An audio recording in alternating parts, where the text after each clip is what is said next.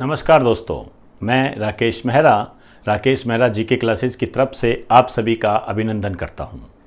India and world current GK के इस part में आज हम कैग पर चर्चा करेंगे और इसको पूरे एक्सप्लेन रूप में हम पढ़ेंगे, क्योंकि जो गिरीश चंद्र मुर्मू है वो भारत के नए कैग बने हैं।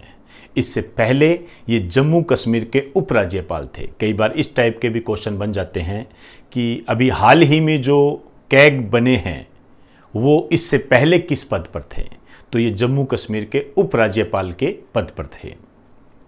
इस वीडियो को पसंद आने की स्थिति में आप इसे सोशल मीडिया पर शेयर करें और डिस्क्रिप्शन में जो लिंक दिए गए हैं, जो कि टेलीग्राम और ऐप का लिंक है, इसे आप डाउनलोड कर लें।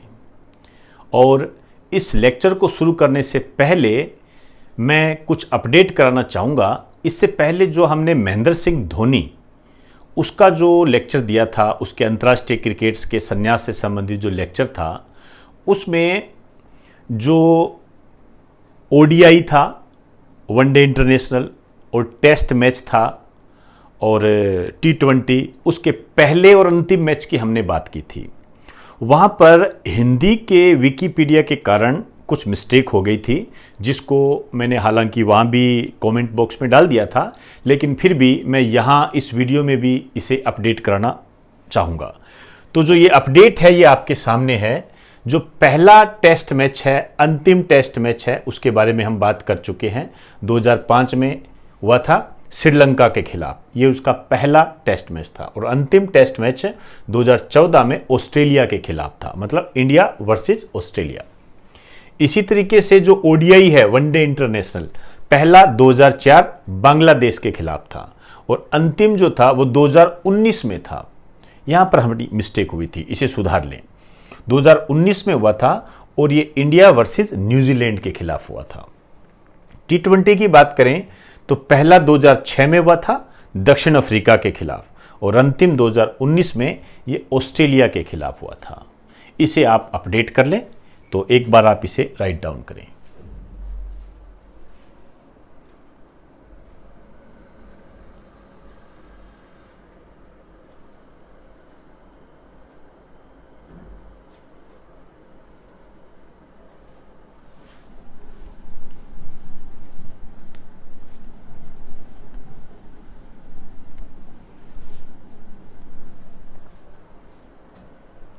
इस अपडेशन के बाद में अब मैं अपना नया टॉपिक कैग प्रारंभ कर रहा हूं। तो हेडिंग डाल दीजिए कैग। ये अपने आप में एक महत्वपूर्ण टॉपिक है और इसमें काफ़ी क्वेश्चन आपके पिछले एग्जाम में आए हुए हैं, तो आपने इसको बहुत गंभीरता के साथ और एक्सप्लेन तरीके से करना है। सबसे पहले यदि हम इसके पूरे नाम की बात करें तो ये होता है कंप्ट्रोलर। ध्यान रखना, कंप्ट्रोलर है ये, note controller. Comptroller and auditor general of India. Auditor general of India, इसको कैग कहा जाता है। और इसके बारे में जो संवैधानिक उल्लेख है, पहले इसका हिंदी में नाम लिख दीजिए, नियंत्रक व महालेखा परीक्षक।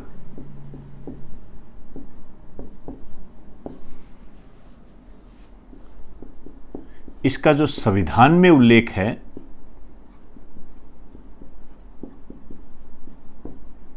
ये है आर्टिकल 148 में। ये आर्टिकल अपने आप में इंपॉर्टेंट है, ध्यान रखें ये। अब देखिए ये होता कौन है, काम को क्या करता है, योग्यताएं क्या है, ये सब बातें हमने इसमें जोड़कर पढ़नी है। यदि हम इसके योग्यता की बात करें तो इसका संविधान में कोई उल्लेख नहीं है।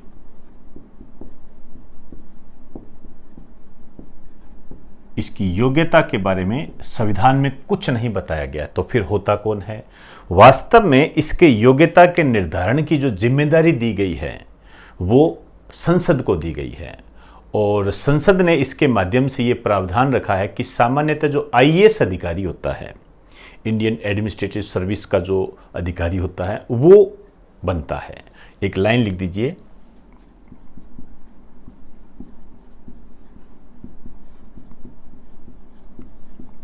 इसकी योग्यता के निर्धारण की जिम्मेदारी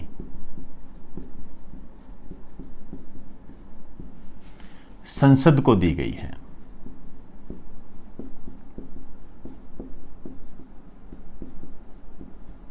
संसद को दी गई है। एक लाइन लिख दीजिए, यह आईएएस अधिकारी होता है।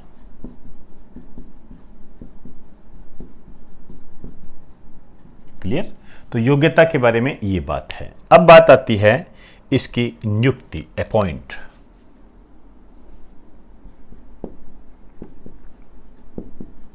इसकी जो नियुक्ति करता है राष्ट्रपति करता है, ध्यान रखना, राष्ट्रपति करता है। अब यहां पर एक मैं शब्द इस्तेमाल करूंगा और उस शब्द का आपने ध्यान रखना है। जैसे हम कहते हैं ना अपॉइंटमेंट लेटर, कहते हैं ना इसको अपॉइंट किया तो इसको अपॉइंटमेंट लेटर दिया गया।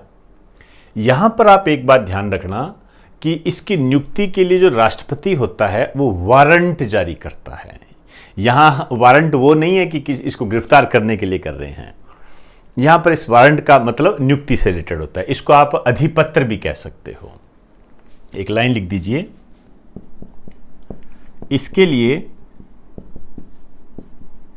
राष्ट्रपति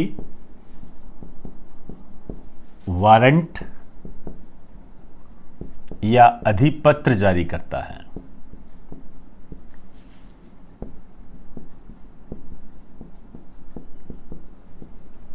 अब यहां पर आपके क्वेश्चन बन भी जाता है और आपसे पूछा भी जा सकता है कि जो वारंट और अधिपत्र किसके लिए जारी किया जाता है।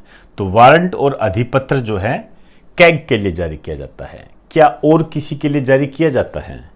बिल्कुल जारी किया जाता है। सुप्रीम कोर्ट व हाई कोर्ट के न्यायाधीश और राज्यपाल के लिए भी वारंट या अधिपत्र जारी किया जाता है। एक लाइन लिखिए, यहां पे एक नोट डाल के लिखो, सुप्रीम कोर्ट व हाई कोर्ट के न्यायाधीश व राज्यपाल के लिए भी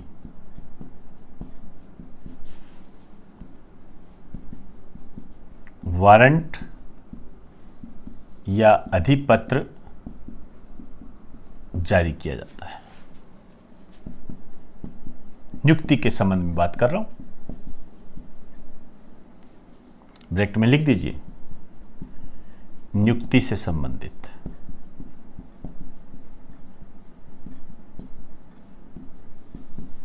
आइए, अब ये बात आती है इसका कार्यकाल कितना होता है।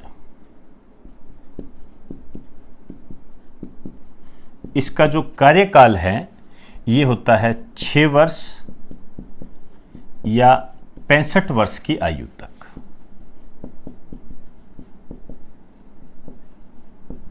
इसका कार्यकाल होता है 6 वर्ष या 65 वर्ष की आयु तक इसका कार्यकाल होता है।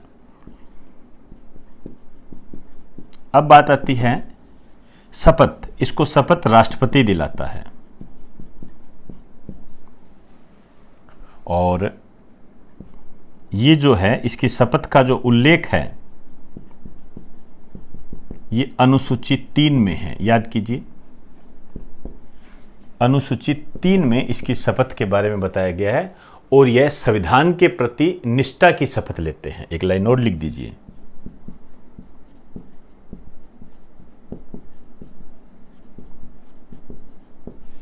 यह संविधान के प्रति निष्ठा की शपथ लेता है।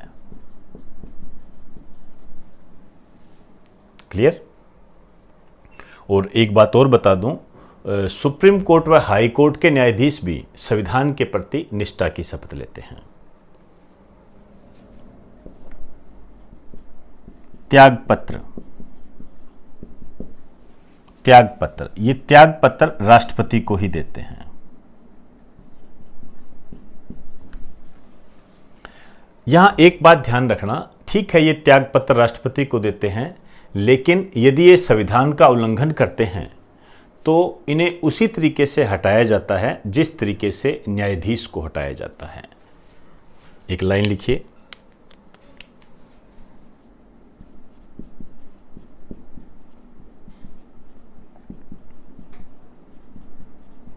यदि ये संविधान का उल्लंघन करते हैं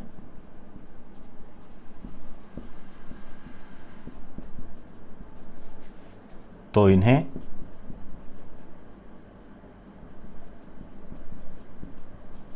उसी तरीके से हटाया जाता है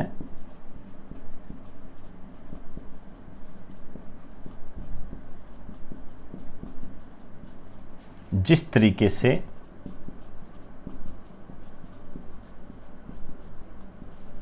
न्यायाधीश को हटाते हैं।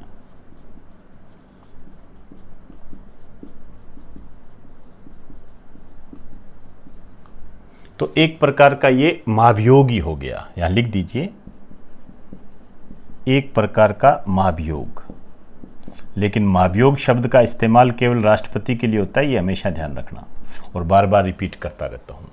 एक बात और बताना चाहूंगा आपको मैं यहां पर, इसके वेतन भत्तों की बात करना चाहूंगा मैं।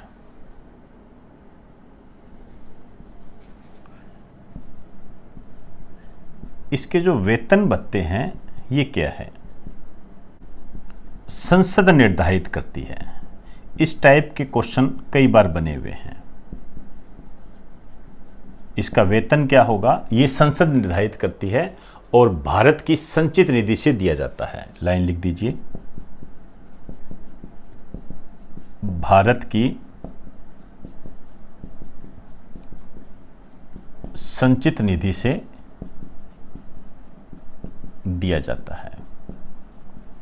तो भारत की संचित निधि से इसको देते हैं। एक बात और ध्यान रखना, यहां हमने बात कही कि यदि संविधान का उल्लंघन करता है तो इसे उसी तरीके से हटाया जाता है जिस तरीके से न्यायाधीश को हटाते हैं। तो न्यायाधीश की प्रक्रिया हमने पिछले पार्ट में की थी, उसी तरीके से हटाते हैं। तो एक प्रकार का महाभियोग हो गया ये।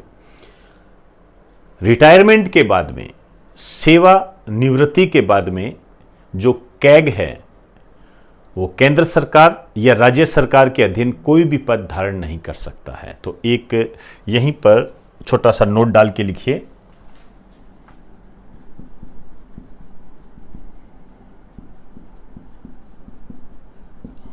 सेवा निवृत्ति रिटायरमेंट के बाद कैग केंद्र या राज्य सरकार के अधीन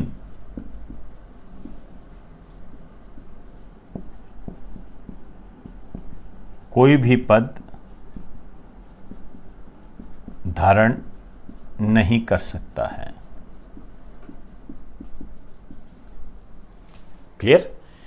तो एक बार आप इसे राइट डाउन कीजिए, उसके बाद में हम चर्चा करेंगे कि आज के टाइम वर्तमान में कैग कौन है, इससे पहले कौन थे और सबसे पहले कौन थे।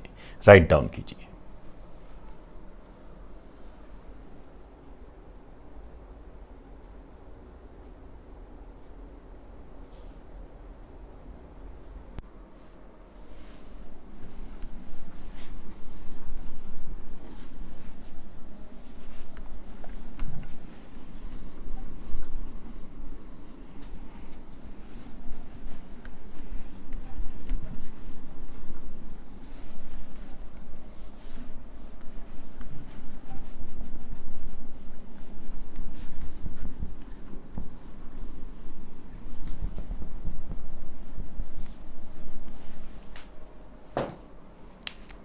आइए अब हम बात करेंगे प्रथम कैग कौन थे। प्रथम कैग थे एन नरहरि राव। एन नरहरि राव। वर्तमान कैग ये करंट है आपका, ये है गिरीश चंद्र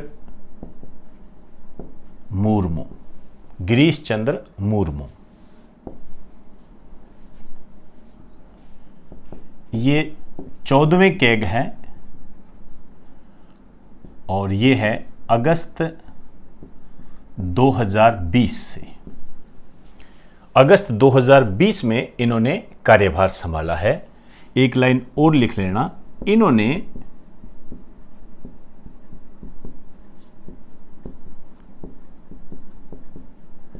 राजीव महर्षि का स्थान लिया है, मतलब इससे पहले राजीव महर्षि थे।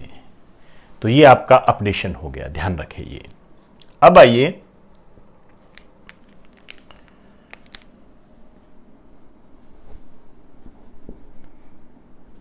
ये जो कैग है ये काम क्या करता है, इसकी काम की चर्चा करेंगे। तो ये लेखांकन व लेखा परीक्षण करता है, ऑडिटिंग और अकाउंटिंग करता है। ये किस संबंध में है, मतलब सेंट्रल गवर्नमेंट के लिए क्या करता है और स्टेट से संबंध ये क्या करता है, इन दोनों को अलग अलग लेके चलेंगे। कार्य में लिखिए, पहला यह है लेखांकन व लेखा परीक्षण करता है। लेखांकन व लेखा परीक्षण करता है। लेखांकन को बोलते हैं अकाउंटिंग और इसको बोलते हैं ऑडिटिंग।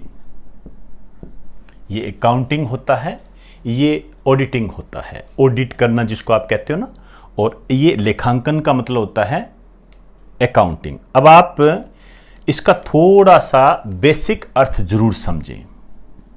ये जो लेखांकन है इसका अर्थ होता है पैसे का हिसाब किताब रखना। कहते हैं ना अकाउंट बता, पैसे का हिसाब किताब रखना। मैं बहुत ही सिंपल लैंग्वेज में बता रहा हूं आपको। पैसे का हिसाब किताब रखना इसका काम होता है। और जो लेखा परीक्षण होता है इसका जो अर्थ होता है, इसका मतलब ये होता है क्या हमने जो पैसे का व्यय किया है वो सही उद्देश्यों के लिए हुआ है या नहीं हुआ है। इसका अर्थ होता है क्या पैसे का व्यय सही उद्देश्यों के लिए किया गया है।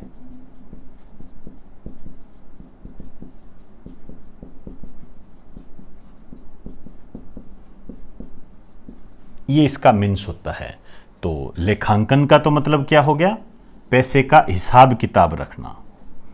और लेखा परीक्षण का क्या मतलब हो गया, क्या पैसे का व्यय सही उद्देश्यों के लिए हुआ है। आपने जिस उद्देश्य के लिए जो पैसा लिया था क्या उसी उद्देश्य में लगा है या आपने भ्रष्टाचार से संबंधित कोई मामला कर दिया है। क्लियर। अब यहां पर जो लेखांकन और लेखा परीक्षण है तो 1950 से 1976 तक तो ये अकाउंटिंग और ऑडिटिंग दोनों करता था, लेकिन 76 के बाद में सेंट्रल लेवल और स्टेट लेवल के संबंध में कुछ स्थितियां बदल गई। जैसे हम इसको विस्तार देते हैं। देखिए 1950 से लेकर 1976 तक 76 तक यह अकाउंटिंग व ऑडिटिंग दोनों करता था। लेकिन इसके बाद में 1976 के जो बाद है यहां स्थितियां बदली। केंद्र के संबंध में क्या बात हुई और राज्य के संबंध में क्या बात हुई उसको हमने लेके पढ़ना है इसको। तो सबसे पहले मैं सेंट्रल लेवल की बात करूंगा, फिर मैं स्टेट लेवल की बात करूंगा, मतलब इसके बाद क्या हुआ 1976 के बाद में। अब यहां पर यह सेंट्रल लेवल के संबंध में क्या करता है, केवल ऑडिटिंग करता है।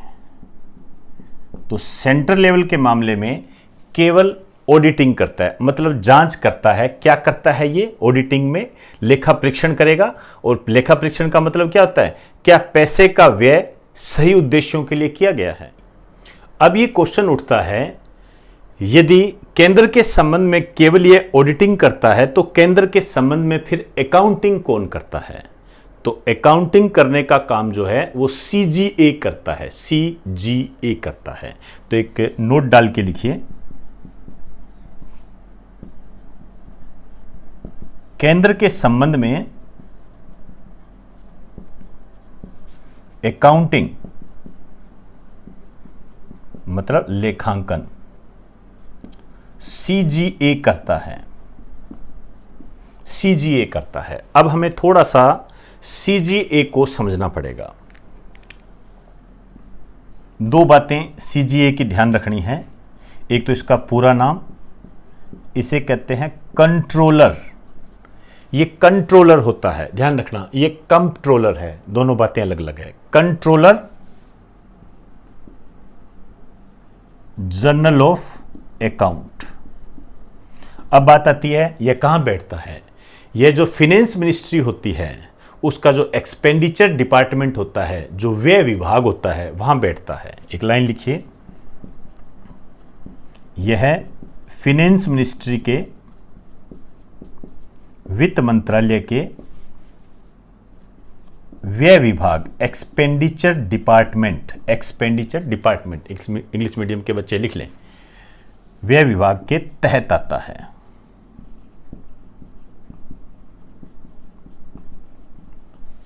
क्लियर? तो ये हो गई सेंटर के संबंध में। अब मैं बात करूंगा स्टेट के संबंध में।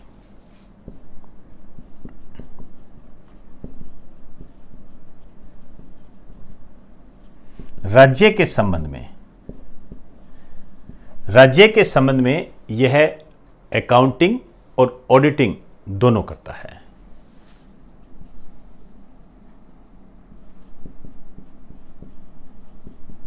अकाउंटिंग व ऑडिटिंग दोनों करता है। तो ये तो होगी हमारी अकाउंटिंग और ऑडिटिंग से संबंधित बातें।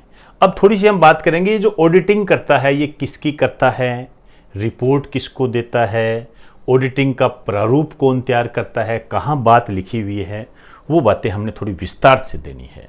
और इसका विस्तार ही आपको आगे क्वेश्चन सोल्व करवाएगा, ध्यान रखना, इसके लिए विस्तार बहुत ज़रूरी है। तो एक बार आप इसे राइट डाउन कीजिए, उसी के तहत मैं ये जो पहला पॉइंट है इसी को ही आगे विस्तार दूंगा।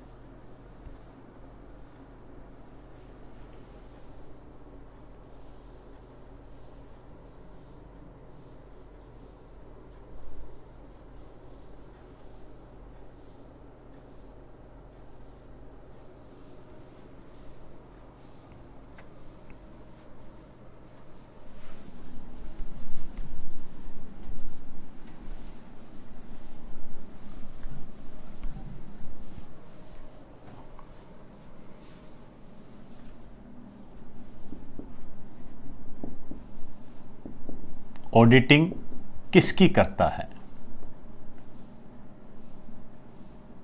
या ऑडिटिंग किस अकाउंट की करता है।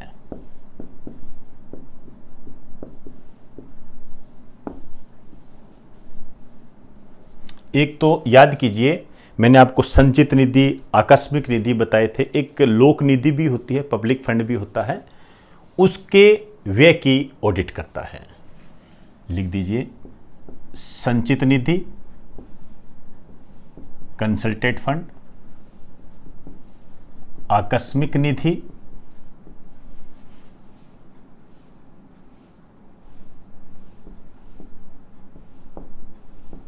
कॉन्टीजेंसी फंड व लोक निधि, पब्लिक फंड के व्यय की, ये जो एक्सपेंडिचर होता है, आप कह सकते हो expenditure of public fund, contingency fund and consolidated fund, इनकी ऑडिटिंग करता है ये। दूसरा,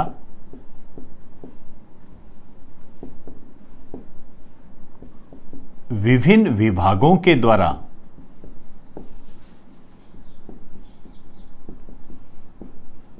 किए गए व्यापार, निर्माण व लाभ हानि की,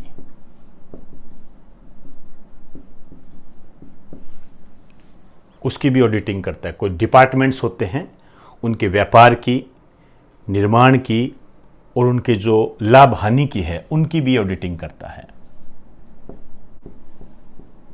संघ व राज्य के द्वारा, राज्य के राजस्व, मतलब सेंट्रल गवर्नमेंट, स्टेट गवर्नमेंट का जो रेवेन्यू होता है, जो राजस्व होता है, राजस्व के द्वारा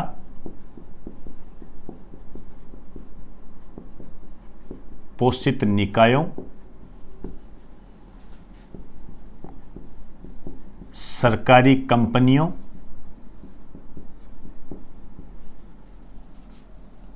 व अन्य निगम, जो कॉरपोरेशन होते हैं ना, अन्य निगमों के आय व्यय की, इनकी ऑडिटिंग करता है ये। तो सरकारी कंपनियां भी इसके अंदर आती है, तो इन सब के अकाउंट की ये ऑडिटिंग करता है। क्लियर हुई सारी बात। अब ये बात आती है कि ये अपनी रिपोर्ट किसको देता है, तो ये बातें भी आपने थोड़ी ध्यान रखनी है। हालांकि रिपोर्ट के संबंध में मैं बता चुका हूं, याद कीजिए मैंने आपको कुछ समितियां कराई थी।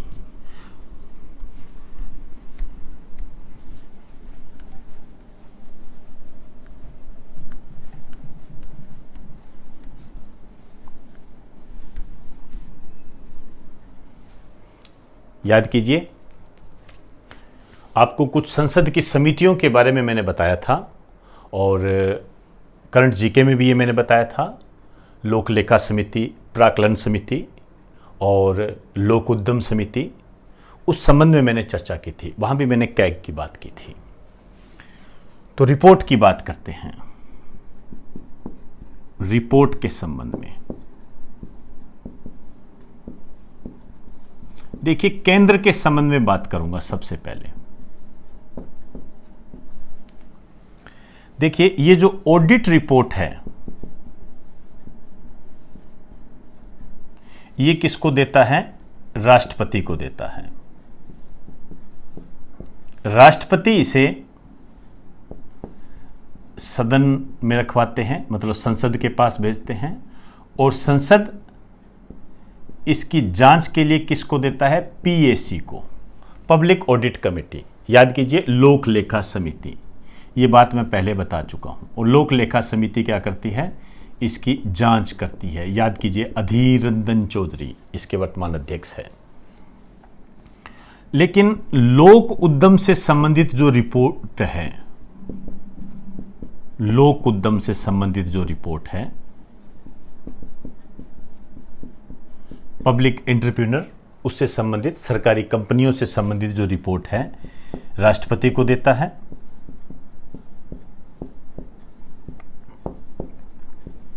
राष्ट्रपति इसे संसद में लेकर आता है या सदनों को देता है, और संसद इसे जांच के लिए कोपू को देती है। याद कीजिए, लोक उद्यम समिति, ये सब रिवाइज हो रहा है आपका, लोक उद्यम समिति को देती है। और ये महत्वपूर्ण क्वेश्चन है। अब यदि हम बात करें राज्य के संबंध में,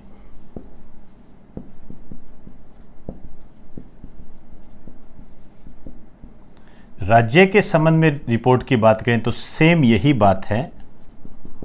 ऑडिट रिपोर्ट है, ये किसको देगा? राज्यपाल को देगा। अब ये राज्यपाल का एक अधिकार और आ गया।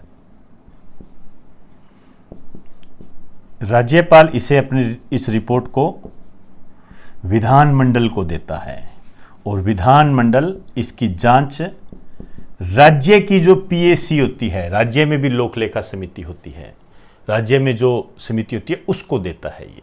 क्लियर? राज्य इसकी जांच लोक लेखा समिति से करवाती है। ये राज्य के संबंध में और सेंट्रल लेवल के संबंध में रिपोर्ट से संबंधित कुछ बातें हो गई। तो एक बार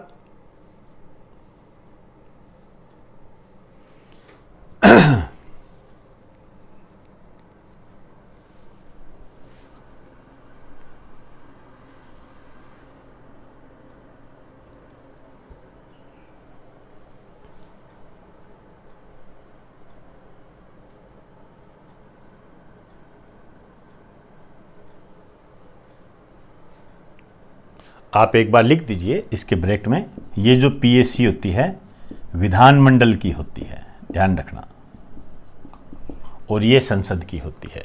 तो ये ऐसे जांच की जाती है इसकी। एक दूसरा काम और लिखिए, देखिए ये जो ऑडिटिंग का प्रारूप है, जो लेखा प्रारूप है, वो कौन तैयार करता है? वो कैग तैयार करता है। ये राइट्स उसे आर्टिकल 150 के तहत दिया गया है। लिख दीजिए, ऑडिट ड्राफ्ट, या आप कह सकते हो लेखा प्रारूप, कैग तैयार करता है।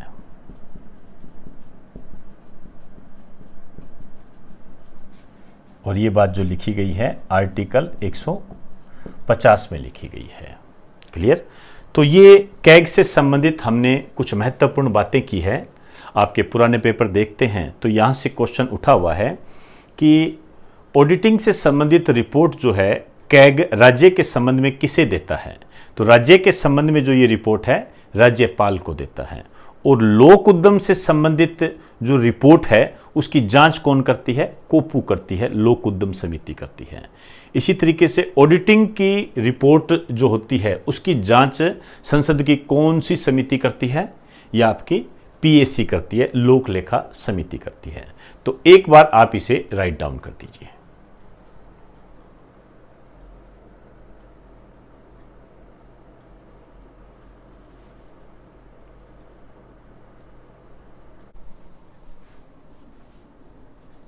तो दोस्तों, आज हमने India and world current GK के इस पार्ट में गिरीश चंद्र मुर्मू, जो कि भारत के नए कैग बने हैं, उनको ध्यान में रखते हुए इस करंट लाइन को हमने कैग को व्याख्यात्मक तरीके से फुल एक्सप्लेनेशन के आधार पर हमने इस टॉपिक को कंप्लीट किया गया है, जो वर्तमान में आपके एग्जाम की डिमांड है।